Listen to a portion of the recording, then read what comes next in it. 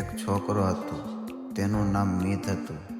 રોજ સવારે તે કેફેમાં આવતો અને એક નોટબુકમાં કંઈ પણ લખીને બેઠો રહેતો. બધાને લાગતું કે તે રાઇટર છે, પણ ખરેખર કોઈને ખબર નથી કે તે શું લખે છે.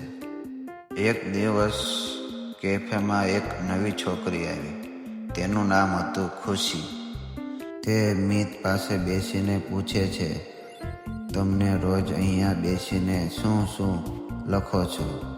મિત હસીને કહે છે, બસ એક વાત માટે સંદેશ લખું છું, પણ તેને કહેવાની હિંમત નથી થતી. ખુશી હલકા અવાજથી પૂછે છે, તે વ્યક્તિને તમે પ્રેમ કરો છો? બહુ જ રોજ લખું છું, પણ એક દિવસ પણ તેને મોકલી નથી. ખુશી થોડી ઇમોશનલ થઈ જાય છે. તે કહે છે, એકવાર કહીને તો જો, જિંદગી બદલી જાય છે. મિત તેની નોટબુક આપે છે. ખુશી પેજ ખોલે છે અને શોક થઈ જાય છે. નોટબુકમાં લખ્યું હતું, ડિયર ખુશી, હું રોજ તમને જોઉં છું, રોજ તમારા સ્મિત પર ફિદા થઈ જાઉં છું.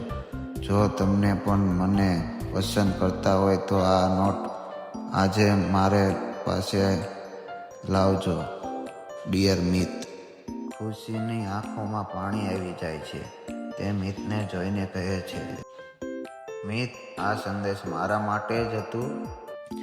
હા ખુશી, આ સંદેશ તમારા માટે જ લખતો હતો. ખુશી નોટબુક બંધ કરે છે. આંખોમાં પ્રેમ અને હલકી સ્મિત. તે કહે છે, દોનોને એકબીજાનો હાથ પકડે અને લવ સ્ટોરી એક અંતિમ સંદેશથી પર એક નવી શરૂઆતથી શરૂ થઈ છે.